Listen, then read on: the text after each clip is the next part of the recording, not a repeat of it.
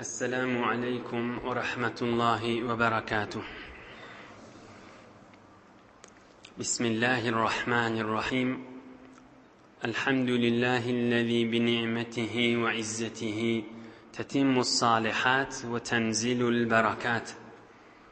الحمد لله الذي هدانا لهذا وما كنا لنهتدي لولا أن هدانا الله، حمدا كثيرا طيبا مباركا فيه. الحمد لله عدد خلقه ورضا نفسه وزنة عرشه ومداد كلماته. اللهم صل وسلم وبارك على حبيبنا وشفيعنا ومولانا قرة عيوننا إمام المتقين أمير الأنبياء سلطان الأولياء سندنا محمد النبي الأمي وعلى آله وأصحابه وأزواجه وذريته أجمعين. لا أسألكم عليه أجرا إن أجري إلا على رب العالمين.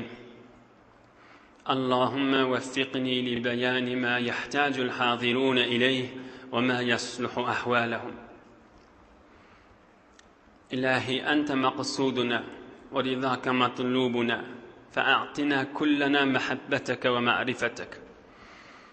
الله تبارك وتعالى وتقدس همانذي طاعات عبادتلنذي صالح أملرنذي خداي için oturşuqlanذي ومحبتلنذي لطف وكرم بلن قبول دبت همانذي إيلون içeriğiniz dost yarınız قوم خيشنız inatağınız oğulğuydunuz dünya ve ahir saadet gönülmek yüze aklık bersin inşallah.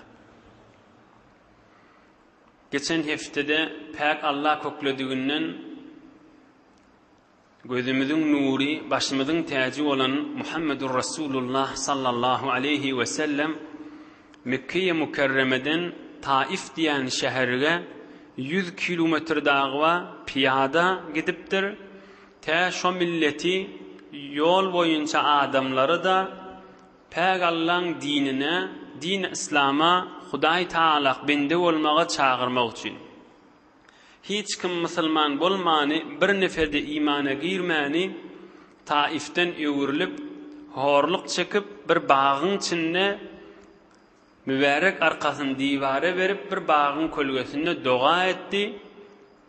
Ama şu yağdaydı tamam olupdu. Gurrun geçen hafta şu taada kesilipdi. Ama Peygamberimiz sallallahu aleyhi ve sellem 50. yaşının ahırkı aylarına, yani peygamberlik berilinden 10 yıl geçip bariyaka şu taada oturan vaxtları Taif diyen şehirden ögürülüp geliye, bir neferde Müslüman bolmadı. Taif'in adamları da kovalap koyverdiler.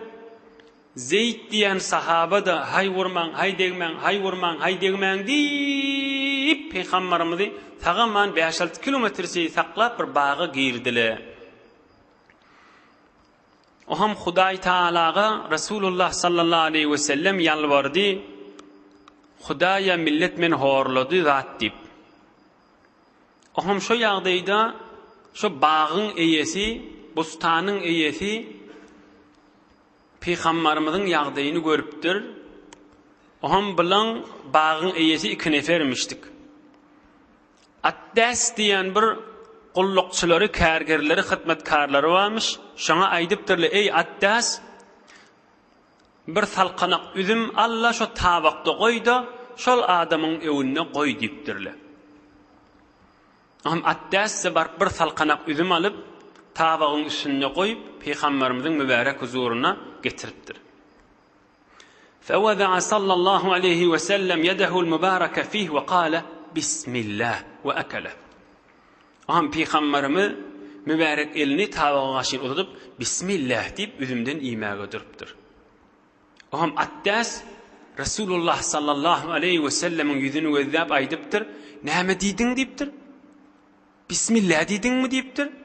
Bir yurdun adamsı Bismillah diyen kelimeni aytmaýady deyipdir. Aham Peygamberimiz sallallahu aleyhi ve sellem Bismillah falan da diýdigi bolýa diýmendir. Sen adın näme diýipdir? Yireli bolýan diýipdir. On aýdyşyndan belli bir ýurdun adamsy bolmaly. Sen yireli bolýan diýipdir. Kim bolýan sen diýipdir. Onna ol aýdypdyr, men Attas Neynawadan diýipdir. Aragyň bir mantagasynyň diýipdir. Men Neynawaly diýipdir. On Neynawaly diýende Peýgamberimiz sallallahu aleyhi we sellem aýdypdyr, min qaryati rajuli salih Yunus. Sen Yunus peýgamberiň owasyndanmy diýipdir. geçen Yunus peýgamber. On bin Neynawadan Taif'in döwreginde bagyň içinde hyzmet etip biren Attas heyran galypdyr. Bir ýurdun adamsy Hazreti Yunus'u nähili tanymaly. Neynawa näjire bilmeli. Aragyň bir mantagasynyň ady Neynawa. Oham aýdypdyr Attas Yunus peýgamber sen nähili tanýan diýipdir. Rasulullahny bilen akda häzir Attas kimdigini. Aham Peygamberimiz sallallahu aleyhi ve sellem aýdypdyr. Zaka ahi kana nebiyyan ve ana nebiyyun. Yunus peygamber, men de bir peygamber diýipdir sallallahu aleyhi ve sellem. Sorag jogaplary wezen nagat awadan sen Neynawany Yunus näzire bilýän diýipdir. Attas Rasulullah sallallahu aleyhi ve sellem aýdypdyr. We Yunus Zaka ahi men doğunum ala peygamber diýipdir. Men de bir peygamber diýenne فأكب عداس على رسول الله صلى الله عليه وسلم يقبل رأسه ويديه وقدميه كذا في صحيح السيرة النبوية. Ohum Attas Rasulullah sallallahu aleyhi ve sellem üstüne büküp mübarek kellesinden ellerini tutup elinin ve hatta iki ayağından okşamağa durupdur. Rasulullah sallallahu aleyhi ve sellem o şu taada iman getiripdir. Mümin Müslüman bolupdur. Ohum ol iki nefer de gözläp duranmışdyk bagyň eýeleri. Ey Attas näme diýen diýipdir. Sen ol Mesihi diniň mady ondan dänen nädirsiňe öz diniň gowdur bir gelen adamdan diýipdirler. Attas'ın aýdan kefini gözläň. İnsafly adamyň aýdan kefi. Hakyň ýygyny gezýän adamyň kefi. Jedeliň ýygyny gezmeýän adamyň kefi. Hudaýyň razyçylygyny tapaýyn diýen adamyň kefi. Attas näme diýipdir? Maňa bir habar aýtdy şol adam peýgamber bolmasa bilmeli däl diýipdir. Ma fil ardi şey'un hayrun min hada. Yerin ýüzünde şundan gawa adam ýok diýipdir. Bir habar berdi peýgamber bolmasa bilmeli däl diýipdir. İnşallah derslerini aýdars. Inha gözümüzün nuri, başımızın tacı olan Rasulullah sallallahu aleyhi ve sellem Taif diýen şähere var. 10 gün galyp bir nefer musulman bolmady. Yol boýunça adamlary dine çağırdy, bir nefer musulman bolmady. Ýüregi ýanyp, narahat bolup Hudaýa dua etdi. Hudaý Taala Rasulullah'a gowullyk bolsun diýip bir nefer barıp Arak mantagasyndan Neynawa diýen ýurt mantagadan bir neferi Neynawa diýen şäherden bir neferi musulman etipdir. Rasulullah sallallahu aleyhi ve selleme kan teselliye hatir bolupdyr. Gowullyk bolupdyr peýgamber jana. Begenipdir, hoş bolupdyr. Emma bu gurrunda gaty bir dersler bar. Geçer ýaly diýip bu gurrun üstünden. Rasulullah sallallahu aleyhi ve sellemin gurrunu, horluk çeken gullerinin gurrunları, Hazreti Attas'ın gurrunları, 100 nefer döwregi musulman bolupdyka, Mekkeň adamlary musulman bolmaka Attas musulman bolupdy. Awwalana lab senetli gurrunşy. Attas'ın musulman bolmagyna sebep bolan zat näme boldy ýank gurrundan eşitdiňiz? Peygamberimizin Bismillah diýelligi boldy. Eger Peygamberimiz Bismillah'ni aýtmadyk bolsa meselen, Hudaý şoňa buyruk etmedik wagty bolan bolsa, ya aslan Bismillah'ni içinden aýdan bolsa, Attas kunçkaw bolup, näme diýdiň diýmerdi. Peygamberimiz Bismillah diýip iýme duranna, Bismillah diýdiňmi diýip musulman bolmaga sebep boldy. Bismillahirrahmanirrahim. Sen men we hemme musulmanlyň imtiýazydyr. İş başlamızda, nahardan önçek, biterdi olqorraq adam, öyün eýeregi, ya bir olqan oturşykda, nahar alınjak bolupdyka, ya gurrun başlajak bolupdyka, Bismillah'ni bir hemen qatanraaq aýtmalydyr, taýinki döwregdekiler de eşitdirer ýaly. Mesela bir aqonjan ya bir yaşul sadaqada otydami? Bismillahirrahmanirrahim. Alaverin cemaat diýmeli. Taňky hemmeleriniň ýatlaryna bismillah ýada salar ýaly. Gäde ýokda ýada düşmeli, gurruna gyzyp başyna. Hem bismillah aýtmaň özüniň bereketi bar. Görüň oň täsirini bir kafir musulman etdi. Gurrun ýygyny alyp gidip.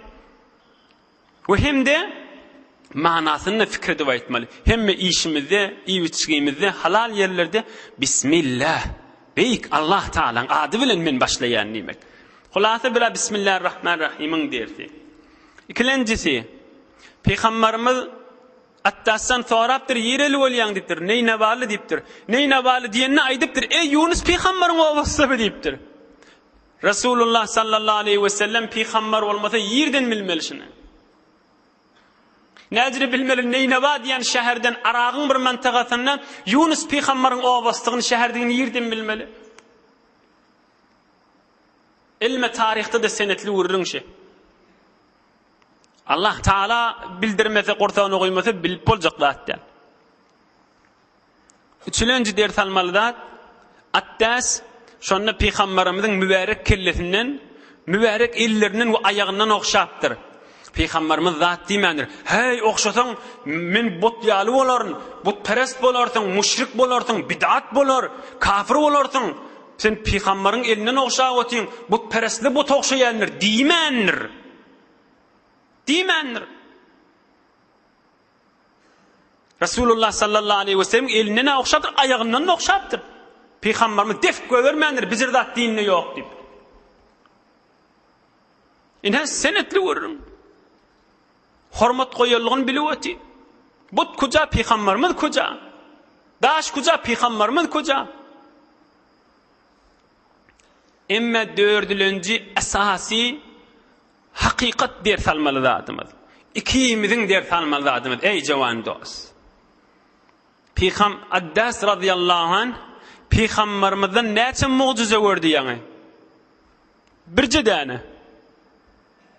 Fakat şu Neynevadan Hazreti Yunus'a aytıp verdi. Mekke'nin adamları Allah'ın kelamını eşitiyetiyle häzir Müslüman bolana, Peygamberimizden yüzlerce mucize görüp häzir Müslüman bolana, emme be Attas hakkın idinine gezip berensen, cedil adamsı bolmansan, içinde bakilçilik, görüypçilik, içigaralık bolmansan, forsati ellen bermedi. Vakti ellen bermedi. Yavıştı Resulullah'ın yüzü gözünden okşap. Şu vakt çık Müslüman boldy. Vakti ki fırsat gelipdi. Üstüne yavışıptır. Lep Resulullah yancadyna gelipdir. Üzümünü öwününe goýupdyr. Salqanak üzümü öwününe goýupdyr. Görüpdir peygamber. Ha görörün bir näzire bolýan maslahatlaşaýyn. Gününi güýmemendir. Bilenden soňra nämek maslahatlaşmaly. Peygamberimiz aýdypdyr da tu'dadu fi kulli şey illa fi amalil ahireh. Rawahu Abu Dawud. Jaýyllyk gowzatdyr. Howluk manjyk bir iş etmek gowdur diýipdir. Emma ahiret işini howluk diýipdir. Öz ahiretinden çüreyim, Hudaý Taala'nın hoşlugyndan çüreyim işe howluk diýipdir. Acele kara şeytan dünýäň işindedir diýipdir.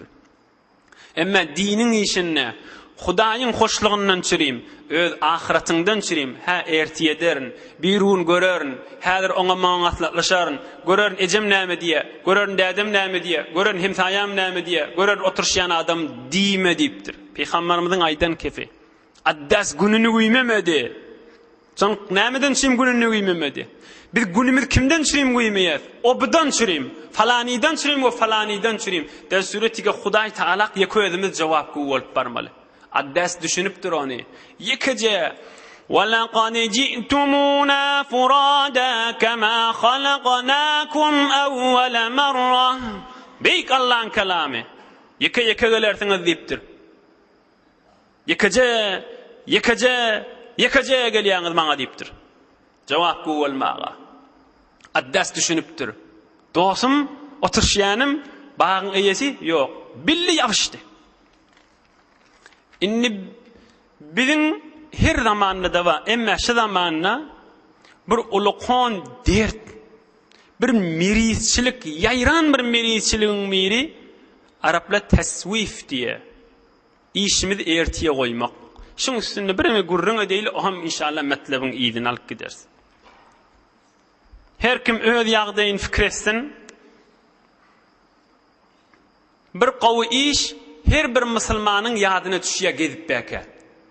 Bir jowan oglan ya bir jowan gyýyz oglan birden Hudaý taraflyn ferişte ýüregine oklaýa, ay şu günäni men äpbereýin diýe. Bir öwrenişen hemişe bir günäge murtakip bolup be, ay şunu men äpbereýin diýip ýüregine düşýär. Her bir musulman adama. Şon bir tor ferişteler Hudaý Taala iý beripdir. Fakat musulmanlaryň ýüregine gowyny ol oklap otýdy. Pak Allahyň lütfy be. Ay men inni şu günäni äpbereýin boldy midennäm diýdirýän. Ay men inni Qur'an-ı Kerim okyp başlaýyn. Kadi her gaýsynyň ýadyna düşýändir. Ay men bir Qur'an okuyayım. Ay men bir Qur'an hefz edeýin. Ay men bir gowy iş edeýin diýip ýürege düşýändir. Şon pak Allah ferişteyi berýär biziň galbymyza goýmaga. Emma şo taada biz näme etýäs? Gowdygyny bilýärsa, ay arada gelsin diýip şonu gözdeşýär. Ya aýt geçireýin diýäs. Ya imtihanatlam geçsin diýäs. Öwde imtihanatlam maşo geçsin. Öwde toýum maşo geçsin. Oglanjyk dünýäge gelecek bolýar şo geçsin. Tätilçilik tabastan maşo geçsin. Tomuz geçsin. Ýaz geçsin. Kış gelsin. Güýdi gelsin. Şeýtdirip barýar. Yaş 20 bardyr. Häzir ýüzünden Qur'an okyp bilen akda. Yaşı 20 gelipdir. Yani balygy bolandan 6 ýyl, 7 ýyl, 5 ýyl ýetipdir. Häzir ýüzünden okyp bilen ak Qur'an-ı Kerim'i. Pak Allah'ın kelamını öz öwrenin hatyna sowady da ba, azajyk zaman şoňa wagtyny geçirse, Qur'an-ı Kerim suw boljak. Häzir ýüzünden okyp bilen akda. Näme diýip? Hey erti, hey birun, hey falanım geçsin, hey toyum geçsin, hey nämem geçsin, ay şıvır mamulam doğrulansın, ay şıvır tükanım açılsın, ay şıvır işim yola düşsün, ay şıvır falan yurdu barqaydın, bir ticaret edin. Ondan 5 ýyl geçipdir, häzirde duranak da şoň üstünde. Ay şılayım geçti, men qazalym başlajak, ay şaýym geçti, men näme etjek, häzirde başlanak da.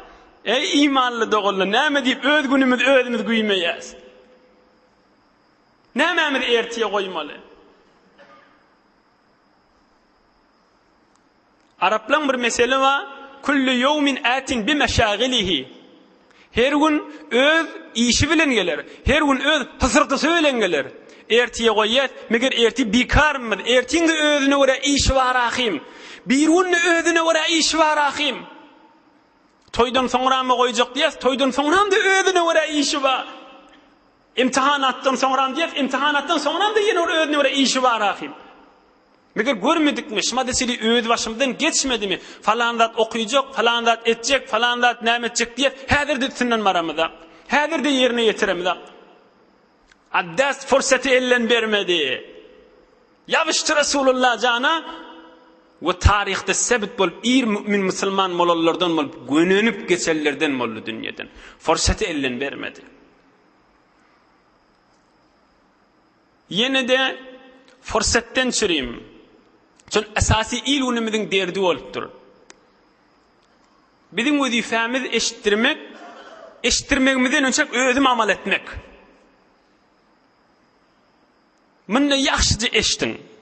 Bir ilmimiziň içinde käde imtihanat, käde toýum geçtin, käde aýt geçtin, käde falan diýip goýýar. Ýene bir zat ba. Şol bir oturşýan adamlamyz bar da. Şondan utanýar. Meselen tefsir klasa gelmek, ya kelläňde akçy berip goýmak, ya klas Qur'any gatnamak, ya bir Hudaý Taalaň dostlarynyň ýani ewliýaullarly bilen oturşmana barjak. Ol oturşýan adamlama da heftede bir gezek, ya her gece mesjidden çykamyzda tataşýar, tükallerde tataşýar, käde oturşýan adamlama da şolaň ýany baramyzda, hey nätdirip ben diýerlim qadip çekinýäs, özümizi alqalýasa Hudaý Taalaň ryzaýatyna. Kimden çüreyim? Şol adamma? Ey dost, şo bir adamın ýüzüne galyp dursa, şol adama işimi düşüp bir 1000 tümen garz ber diýsek berjek adam diýär. Birje 1000 tümen ha. Eger şuň mertede erti ber diýsen bermeýär. O menden bir pullu dilecek diýip gaçyp gitjek adam öldü. Şol adam Hudaý etmesin bir merizçilik Hudaý Taala tarapdan sowgatda gelse, birje gezekden soramany ýa geljek adam. Pikirde görüşe çekinýän adamlamyzy Haýsy bir giret şoňda üstüňde ýabyşyk galyp, bir jewin işleýän puluny taňa getirip berermi? Jan dost sen gaýygydan çyksaň bolýar diýip. Evet edamaz. Hiç etmez. Bir nefer tapyňda ýoldaşyňyzdan. Ýene şoň ýüzüne galypdy özümiz imandan almaly. Şoň ýüzüne galypdy Qur'an-ı Kerimden almaly. Şoň ýüzüne galypdy Resulullah janyň sünnetinden almaly. Hani akıl, hani sawat, hani ilim, hani mal asr kompýuter bolanlygy. Hani hemmemiz basabat bolanlygymyz. Hani bu zaman hemme kiş öwde, hemme kişiň fahmi ýokar, hemme kişiň derki ýokar. Indiki öňüňe akylly, indi bir adamyň ýüzüne galyp bir entek ýerde hanawadan menen müşkülüň düşen ýerine şaýet gülsün, narahat bolmaga dursun ýerine. Şaýet ýüzümizde narahat bolup öýüne barıp keyf edip oglanşagy bilen gürrüň etsin. Ha falanyň da bir müşkül düşüpdi diýip.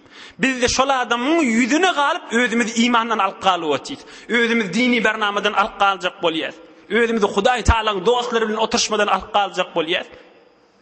Aya akıl aýtýarmyşyn? Aya insaf aýtýarmyşyn? Hat onun yüzüne galyp işimiz erti bir gün goýup otýsa. Ene dünýäň işinde şeýle gör, gabra gireňde saňa bir sogabyny berermi? Bir sogap näme? Bir sogabyň 100 000den birine berip bermer, yüzümizde gözlemer. Özüň aýagy özüne. Kıyamatda da bizim yüzümizde galarmy ham? Şu dünýede yüzümizde galanak, şu giň ýerde yüzümizde galanak, hesap kitap ýok ýerde yüzümizde galanak şu dostumyz. Biz näme etýärdim? Şoň yüzüne galyp mescitten galyp, şoň ýüzüne galyp dinimizden galyp otýys. Şoň ýüzüne galyp, şoň kefinden utanyp özümizi Hudaý Taalaň ryzaýatynyň howlugymyza ay inni kefde, ay inni ay, şoň bilen maslahatlaşyp, ay ýaşym 30-a barsyn, ay ýaşym 40-a barsyn diýip günümiz güýmä otýysda. Toham qymeti umr naşnaqti keder eýşe şirin baranda ahti. Ay ruhun şat bolsun Hazreti Sa'di aleyhirrahme.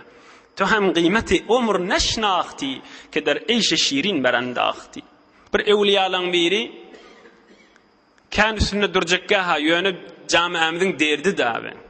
Ewliýalaň bir dehret kılıp duranna, Hudaý Taalaň dostlarynyň biri, alim adam, dini düşünýän adam. O ham dehret kılıp duqa, palany diýipdir, öýünde bir hyzmatkary bardyr, ýa gyýjady bardyr, ogly bardyr, şonu çagyrdyr. Dehret kılıp diýýärdi. Palany diýipdir, şol geyimi ýertde palanyňa elçon diýipdir, ýort çapmamak akit diýipdir. Bir hemsaýasynda ýa bir ýerde garyb adam mamyşdyk, köýnegi ýa geyimi ýokmuşdyk, dony ýokmuşdyk. Ýet şonu akit diýipdir. Ama öýündäki hyzmatkar, ol ýortagul, ol gyýdy oglay diýipdir. Ay palany, dehret kılyndan soňra gelle aýdaga da diýipdir. Halla sabarta hatta takhruja. Bir dehretten çykandan soňra gelip aýdaga da diýipdir, şu geyimi berdi diýip. Dehret kılıp dukan näme howlugy otýan diýipdir. Ol Allah Taalaň dostu näme diýipdir? Hatara li badluhu ve la amanu ala nafsi ve la amanu ala nafsi an tataghayyar. Anta tagayyar.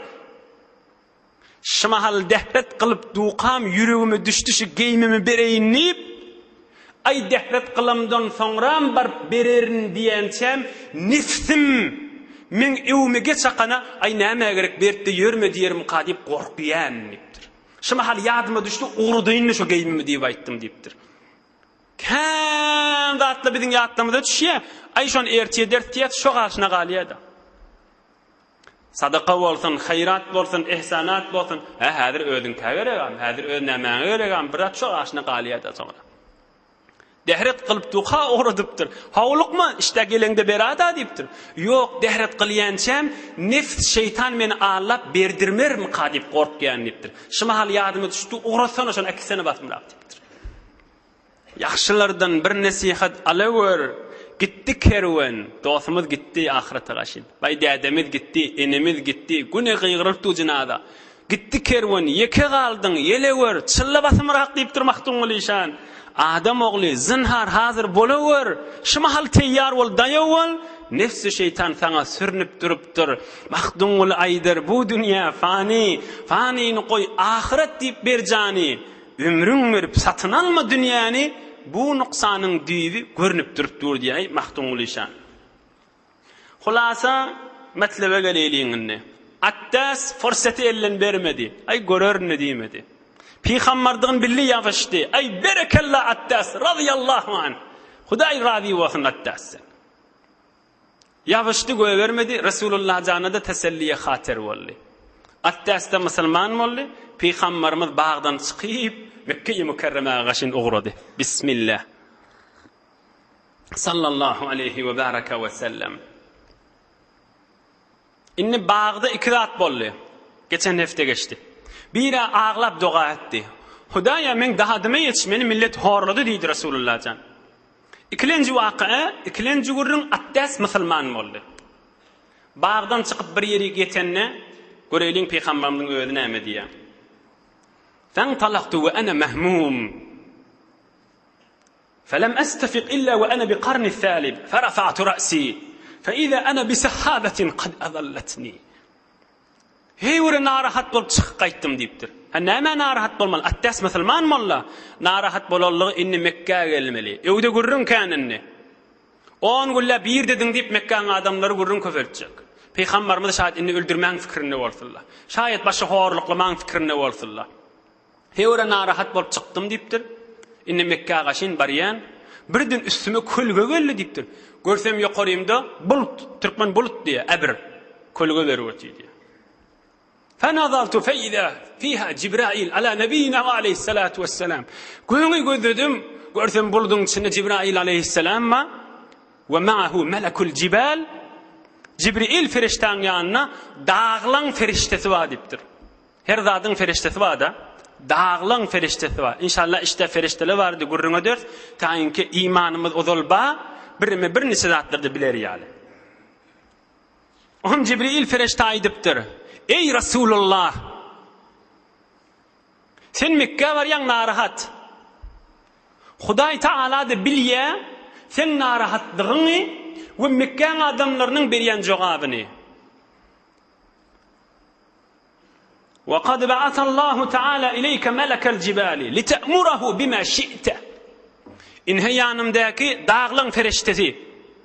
Şuna sen hyzmatkaryň etip berdi. Nämäni buyursaň etjekşi diýipdir. Indi meselen Rasulullah narahat bolsa, qaharda bolsa, dağlar näme etdiýse geljegini. O ham ýanky ferişte Rasulullah etýäşini. Fanadani melekul jibali fasallama alayya. Thumma qala ya Muhammad sallallahu aleyhi ve sellem. Zalika fima şi'ta in şi'ta an utbiqa alayhimul akhshabayn. Oham ýanky dağlaň feriştesi aýdypdyr. Assalamu aleyke diýipdir. Rasulullah jana salam berip aýdypdyr. Ey Muhammed diýipdir sallallahu aleyhi we sellem. Men dağlaň feriştesi diýipdir. Eger halasaň diýipdir, haja giderle görýändir inşallah hemmäňizi gidersiňiz. Kabe Mekke dağlaň arasyndadyr. Mekkeň iki tarafynda dağ bar diýipdir. Şolaň birini darkylladyp Mekkeň adamlaryny dargadaýynmy diýipdir. Eger sen halasaňa edeýin, Hudaý maňa buyurdy şu Muhammed näme diýse şonu et diýip aýtdy diýipdir. Sen Mekke barýan, Mekkeň adamlaryna narahat bolsaň, in şi'te, ey imanly dogallar, şol ferişte bara, ştaýyn düşüneýliň. Ferişte hatta Rasulullah'ın ağzına berýär şolar dargadaýynmy diýip. Şu kadar Rasulullah hormat goýýardy. Şu kadar Rasulullah'ın hoş etjek bolup ýüreginden narahatyny çykarjak bolýardy ya. Ýoksa men hyzmatymda diýip duramaly da Rasulullah janyň ağzına berýär şu ferişte. Eger halasaň men şi iki dagy biwini dargadaýyn Mekkeň adamlaryny diýipdir. Aham Peygamberimiz sallallahu aleyhi ve sellem aýdýar, men aýtdym, ýok diýdim. Bel arju ay yukhrijallahu ta'ala min aslabihim men ya'budullaha ta'ala wahdahu. Ýok diýipdir, dargatma diýipdir. İnşallah umid ediyen Hudaý Taala şu kafirlerden inniki önünler musulman eder diýipdir. Rahmeti wer. Mehabbetini wer. Hudaý Taala men rahmeten lil alamin edip berdim diýdi. Durvermelki bu gurrunlaryň üstüne. Näzire geçecek şu gurrunlardan. Hulasa inha Attas musulman boldy. Mekkeň adamlaryny gaýgadyp barýaqa, ol dogada kabul boldy. Hudaý Taala ferişteni beripdir, dağlaň feriştesini darkyllasyn diýipdir. Ene bir de ikinci Rasulullah sallallahu aleyhi ve selleme teselliye hatir bolup ýüregiň ýitdir. Ine iki däne ulaqan bir ders almaly urunymyz we inşallah hawlyk manzyk mendan ders alaýlyň. Şon kan sorag bolýan zatla we bir de bilmeli zatlamyzdan. Bir doğa meselesi. Kan wagtyňyz almaryn ýöne Resulullah janyň gurrundan 3-4 tänen ýatdaş etdim.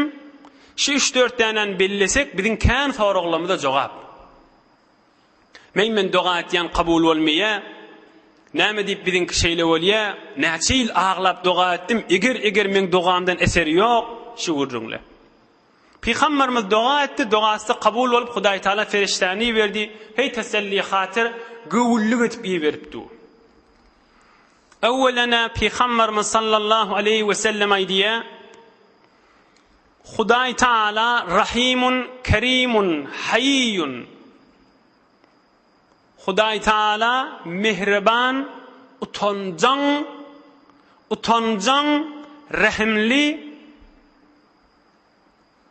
Ey yerfa ileyhi yedeyhi thumma la yad'a fihima hayra.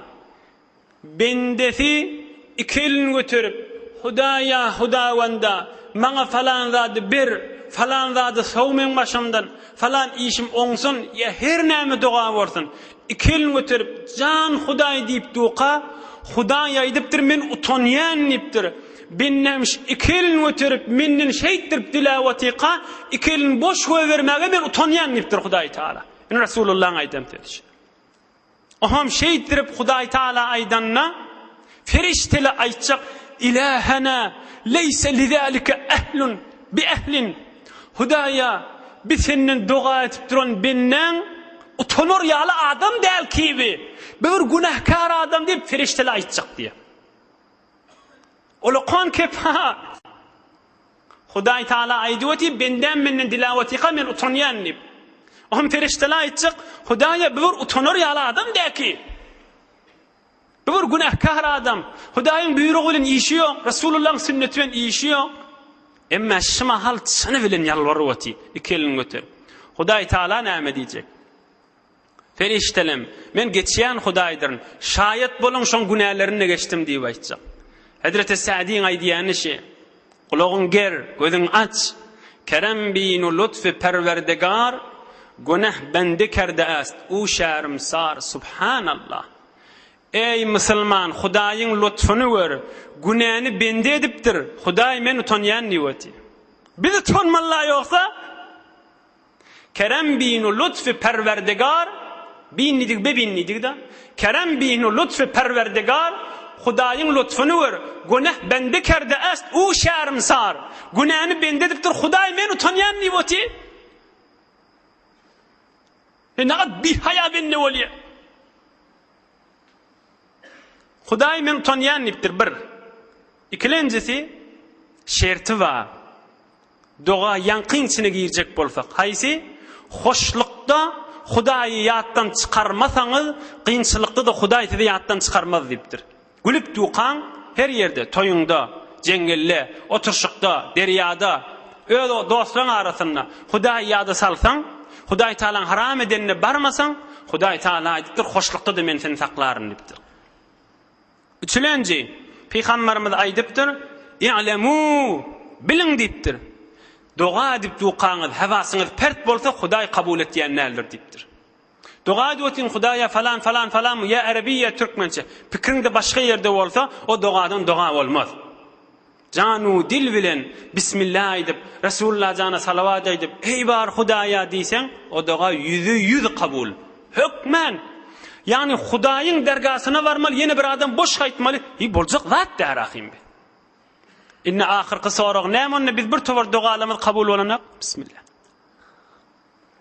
Ona Peygamberimiz aýdypdyr, bir de ahirki riwayet ohamdan geçeýin. Ma min rajulin yad'u bi du'ain illa istujiba lah. Peygamberimiz aýdypdyr, her kim doga etse hökmen dogasy kabul edipdir. Ya dünýesinde şu doga berilýär. Ogul gerek, gyýdy gerek, dünýäm bolsun, bazarym bolsun, tükanym bolsun, imtihanatym näme bolsun, näme bolsun, bir towar dogaly ba. Bir, ya şu dünýesinde berilýär. 2, we imma ayyudakhara fil ahireh. Ya şonu kıyamatyna goýýar Hudaý Taala. Inhe, hol sen aglap doga etipdiň, dünýede kabul etmäpdim, men Hudaý boş berýän nädir? Ine bir de ahiretde şoň sogaby diýjek. Şonne bende aýtjak, Hudaýa doga kabul bolmanyny şeýle derece berýän bolsaň, men hiç dogamy kabul etmerdiň daha onu diýip aýtjak. Ecid bolýar. İki boldy. Üçüncüsi, dua etse, bir dünyada duası kabul bolmasa, ahiratda da verilmese üçüncü ýoly şol etýän duasy bilen Hudaý Taala başga afetleri men sowyan ýa-da şoň günälerini ýuwyan nipdir. Haçan iki zat bolmasa, biri ma lam yed'u bi ismin aw qati'ati rahmin. Şoň etýän duasy günä bilen bolmaly. Haram zatı dua etmeli. Kulağımız gereğiliğin, düşüneyliyim görürüne. Haram zatı dua etmeliler. Ya falan doğanın men kepleşmeyin. Falani neyem olsun deyip, doğanların aşından çüreyim. Ağrı kesilmeden çüreyim dua etse, men onun dünyasında da kabul etmerin, ahiretinde çüreyim de kabul etmerin, onun menin günahsında yumarın deyiptir Hudaý Taala. Ya da yeni bir zat etse, dünyası da yok, ahireti de yok duasından. O da neyme? Ev yestacil, yakul, da'avtu Rabbi femestecabeli. Ravahu Tirmizi. Ya da, ay poy, men dua ettim, Hudaý men duanı kabul etmedi deyse, onun dünyasında da kabul etmerin, kıyamatta da sogabı yok, hiç satya ondan çıkmaya ol adamın deyiptir. Biz dua etmeli, ey ahi, destez dua kerden medar, ba icabet ya reddi u yetçekar, ay diline dönün Mevlana'nın. Sen vazifen dua etmek, Hudaý halasa kabul eder, halasa etmer sana näme dipdir. Ey ahi, destez dua kerden medar, sen zol yarvardadır dipdir. Ba icabet ya reddi u yetçekar, Hudaý özü biler dipdir, kabul eder etmez. Hulasa ya dünýäňde ya ahiretinde bize berjek dipdir. Haçan berse şonda bersin, Allahu ekber dipdir. İki zat bolmaly, günä bilen dua etmeliler. Bir de nämenkin bermedi diýsen, on dünyasında da kabul olmaya, ahiretinde de kabul olmaya dipdir. O hem sahabalara aytdyr, ya Rasulullah, onu biz zor dua ediverersa dipdir. İzen nuksir, onu biz zor dua eder dipdir. Ya dünyamız ya ahiretimiz bolar dipdir. Hudaý Taala zor diläberersa dipdir. Rasulullah näme dipdir? Siz diläberseňiz Hudaý da bereberer dipdir. Hudaý Taala bahillal dipdir. Fallahu Taala ekser we atyab. Hudaý Taala dileşiňizden gowragyny berer, kärrägini berer dipdir. Rasulullah janyň söýdüşi. Ine dua barada kamil görürüň şu. Emme feriştelen görürüň. Bu barada da görürüň kamile diýilin. İnşallah aham iýdin alyp gideýlik. Häzir wagtymyz bar. İnşallah nihayet o anlardan tamam ederim. Hudaý Taala Resulullah sallallahu aleyhi ve selleme ferişteler iýerdi. Cibril ferişte ýanyna kim mady? Dağın feriştesi vardı. Her dağın feriştesi var mı? Hud Kur'an-ı Kerim näme diye. Allah'ın kelamı okuyan Kur'an'ımızda. Euzu billahi mineşşeytanirracim. Bismillahirrahmanirrahim. وَالصَّافَّاتِ صَفًّا فَالزَّاجِرَاتِ زَجْرًا فَالتَّالِيَاتِ ذِكْرًا إِنَّ إِلَٰهَكُمْ لَوَاحِدٌ. Büyük Allah'ın kelamı. وَالصَّافَّاتِ صَفًّا adı rahatçık manası. وَالصَّافَّاتِ صَفًّا. Hudaý Taala näme diye? Sep duran ferişteler bilen and içýän nipdir Hudaý Taala. Tamam ferişteler sep tutýarlar. Gözde şu otyle Hudaý bir zady büýürsin we şol ehli ferişteler etsin şol. Rasulullah jan näme diye? Feriştelerin sep tutuşy, siz namazda sep tutuşuňyz ýalypdyr. Yan ýatsy namazda sep tutuňyz. Sep tutuňyz Hudaý Taalaň huzuruna. Feriştelerin sep tutuşy, siz namazda sep tutuşuňyz ýanypdyr. Was-saffati saffa. Sep duran ferişteler bilen men qasam içýän dipdir Hudaý Taala. Hudaý Taala bir zady büýürmer muqadyp her lehze gözleşip otýlar. Allah'ın kelamı şi. Fezzacirati zajra. Bir ferişteler ýeke şeytanly goýuňa çykjak bolanyny çykarmany qawýalar. Fattaliyati zikra. Daimen subbuhun quddus sip Hudaýa tesbih aýtýan ferişteler. Hudaý Taala şey diýip aýtýar. On gurrunun soňram Kur'an-ı Kerimde gelenine ederdi inşallah. Ene ferişte diýerler şi. Bir tofar adam meýmin ferişte imanım ýok diýse näme onda? Kur'an aýdypdy was-saffati saffa. Ona Hudaý Taala aýtýar, hemmeňiz bilýän suraňyzda. Gysgaçyk geçip barýan ha. Bismillahirrahmanirrahim.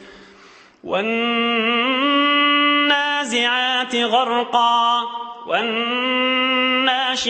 نشطا والسابحات سبحا فالسابقات سبقا فالمدبرات أمرا. İne biladi ferişteler. İmanı yok mu? İmanı yok bolsa bir vakt imanı olar. Haçan? وَالنَّازِعَاتِ غَرْقًا. Kafir adamların canını alayan ferişteler bilen qasam içýän dipdir Hudaý Taala. O canını ferişteler ve İsrail ferişten yoldaşları, kömekçileri etegindeki ayaktan, burnundan, gözden, kulaktan ve tamam damarlardan can çıkaryan ferişteler bilen men qasam içýän dipdir Hudaý Taala. Garqa qatılık bilen kafirin canını alýa diýdi. وَالنَّازِعَاتِ غَرْقًا وَالنَّاشِطَاتِ نَشْطًا. Müslüman adamın canını yuwuşlyk bilen canını alýan ferişteler bilen qasam içýän dipdir Hudaý Taala. وَالنَّازِعَاتِ غَرْقًا kafirin canını qiyinçylyk bilen alýan ferişte.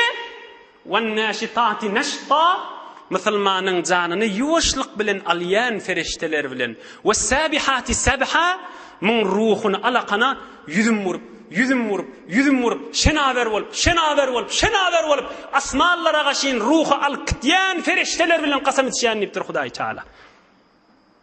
Bu mahal feriştelere imanı yok adam, ol canını gelip damarlarından çıkartdığa görende imanı bolar, ol adam kafir adamdır. Ondan için yüreğinde ağırtıp görmeň. Müslümandır, imanı vardır Allah'ın kelamına, Hudaýyna we Hudaýyň Rasuluna we Hudaýyň kelamına imanı var. Sen men imanly bendedir. Elhamdülillah. İnha ferişte diýerleri şey. Hudaý Taala Resulullah sallallahu aleyhi ve selleme teselli hatir bolsun, gowulluk bolsun diýip sep tutup duran ferişten birini berdi. Bar aýt şoňa diýipdir, men sen ihtiýaryňda daglar dargatmaly bolsa dargadaýyn diýip aýtdypdyr. Inha mende de bir ulaqan ders waqis gazyk. Kafirler başartalar, ol musulmanlara eziyet berýärler, başartalar feriştelerde kawsullar da. Eline mirdak gelýärmi? Getirmesinler de dağ feriştani. Mekkan kafirler Resulullah canı qawýadylar, musulmanlara eziyet berýärdiler. Başartalar oňda öne geçdiler. Hudaý Taala Resulullah canı bir kömekçi berdi. Kafirin, musulmanyň hiç kimin elinden gelmeýär, olary hatda görmäni de. Görse de kefneştip bilmeýär. Kefneşse de görüp bilmeýär. Peygamberdir, hem feriştani görýän we hem kefneşdiýän. Elinden gelsin naberda. Ine bidayda Resulullah sallallahu aleyhi ve selleme teselliye hatir bolupdyr. Ine yanqıda Qur'an-ı Kerim. Oham ondan da Peygamberimiz sallallahu aleyhi ve sellem çıkıp gaýtdy. Inni ýerek gelýär, Mekke'ye Mükerreme'ye yetip gelýär. Akşam bir yerde galypdyr. Oham gece turup namaz okuyupdyr. Gece namazda Peygamberimiz tahajjud namazda gece turup okulayan namazda tahajjud namazı käde Peygamberimiz gat okuyýarmyşdy, käde ýuwaş okuyýarmyşdy. Yine 5 daqiqa wagtymyz bar, kulak asyn. Käde ýuwaş okuyýarmyş, käde gat okuyýarmyş. Şo wagt Resulullah'dan gat okuyup duranmyşdy. Oham bir tofar jyn geçip barýarmyşdy. Bir tofar rivayetde diýär 7 nefer ýa 9 zanetdi diýär. Geçip barýarmyşdy. Durun dipdirler birine. Bir sesiliye dipdirler. Resulullah sallallahu aleyhi ve sellem yekücüdü bir bağlık yerde bir hurma bağın etegine gece namaz okuyup duranmıştık. Lap Resulullah can öz sesi bilen yekücü tahajjud namaz keyif edip Allah Taala'nın huzuruna durup okuyup duranmıştık. Oham ferişt jankı jıllı geçip barýaka. Durun dipdir. Näme? Onu Kur'an eşitipdirler. Oham geň alypdyrlar. Hewir geň zat. Oham owasyna gaşyn bartdylar. Şu jyllyň ba ýerine gaşyn. Palan ýerdäki. Ey owaň adamsy, ey jynlar diýip başga jyllara aýdypdyrlar. İman getireyliň diýipdirler. Bir adam gördük, bir Allah'ın kelamını eşittik, o jürek eşitmäpdik. Hulasa ayet diýen şu ayeti okuyup terjemesine din 11 gecekin tamam edil. Euzu billahi mineşşeytanirracim. وَإِذْ صَرَفْنَا إِلَيْكَ نَفَرًا مِنَ الْجِنِّ يَسْتَمِعُونَ الْقُرْآنَ فَلَمَّا حَضَرُوهُ قَالُوا أَنصِتُوا فَلَمَّا قُضِيَ وَلَّوْا إِلَى قَوْمِهِمْ مُنذِرِينَ قَالُوا يَا قَوْمَنَا إِنَّا سَمِعْنَا كِتَابًا أُنزِلَ مِن بَعْدِ مصدقا لما بين يديه يهدي إلى الحق وإلى طريق مستقيم يا قومنا أجيبوا داعي الله وآمنوا به يغفر لكم من ذنوبكم ويجركم من عذاب أليم. Beyk Allah'ın kelamı. 26. para Suriye Ahqaf ahirki ayeler. Tercüme neyden tamam edeydi. Ey Resulullah, sen namaz okuyup tuğan bir tofar zılları sen dinenden geçirdim. Olar yestemi'unel Kur'an. Kur'an'ı eşittiler. Ohum felemma hadaruh qalu ansitu. Ohum sen yanına geldiler. Kulak asın deydiler. Ohum felemma qudiye. Sen namazın tamam ettin. Ohum ovalarına kaşın gittiler. Beyk Allah'ın kelamışı. Qalu ya qavmena. Ohum ovalarına var, başka cıllar var, ayettiler. Hey kulak asın. Biz bir Kur'an eşittik. Bir Allah'ın kelamını eşittik. Musa peygamberlerden sonra gelip hak yola çağırıyor, doğru yola çağırıyor. Ya kavmena, ey kavmim, ey cinler, acibu da'i Allah, Hudaya çağırıp duran Resulullah'ın diyenini edeyliğin, falan boleyliğin, iman getiriyerlerden boleyliğin, eğer iman getirmesek Huday'ın azabı güçlüdür deyip, böyle var dine tebliğ etiptirler. Ohum sonram 300 nefer şolardan gelip Resulullah canın yanına gelip peygamberimize aydıptırlar ve Kur'an eşitecek deyiptirler. Ohum peygamberimiz sahabeler bilen otiqa çıkıp gidiptir. Ohum o gece sahabeler aydiya yatıp bilmedik, peygamberimizin yirek gidelligini bilmedik. Daňat ýança ýüregimiz narahat boldy. Men kafirler öldürdüm kam, men palandat boldum kam, bir yere ölqalym kam, ýa-da göýüňe uçup gitdim kam. Näme boldy kadip ahir daňatdy. Ohum peygamberimiz görsek gelýärdi, biz ýortyp bardyk. Ya Resulullah, ötün akşam biz geçirip bilmedik, yirek gittin diýemizde. Onna aytdy. O zol bir 8 ýana jyn menden eşitdiler. Inni 300 nefer bolup geldiler. Aytdylar, biz Allah'ın kelamını eşitjek diýip. Men neşler alyp gitdim falan ýerik. Gelin sizde şolan eserlerini görjek bolsaňyz diýip biz sahabeler alyp gitdi. Ene ştak gelip gonnular. Ştak gelip oturdular. Men olara Kur'an okuydum. 300'de mümin, musulman, iman getirýän jynlardan sahabe bolup gitdiler diýip sahabelerine şeýitdirip aýdypdyr. Inhe bu gurrun ştada tamam boldy. Peygamberimize bir de näme boldy? Ola kan gowulluk boldy. Kafir insan musulman bolmady diýip ýüregiň ýanyp görmesin. Olaň elinden gelmeýän jynlaryň gözüň alyny öwüňde turdup musulman etdim diýipdir Hudaý Taala. Attas musulman boldy, Resulullah jany gowulluk boldy. Perişteler geldi, Resulullah jany gowulluk boldy. Jynlar da geldi, musulman boldy. Bir de Resulullah sallallahu aleyhi ve selleme gowulluk boldy. İnşallah inni keftede bulardan aňyrda ýene bir Hudaý Taala gowulluk berjek. O da näme? Mi'raç gowullugy. Ey Resulullah, hiç bir insanyň we hiç bir feriştäň we hiç bir mahlugyň barmadyk we hiç wagtda barmajak derejesine seni elternip Mi'raç gecesi inşallah. Pek Allah köklediğinden inni kefte hizmetine de yeterer.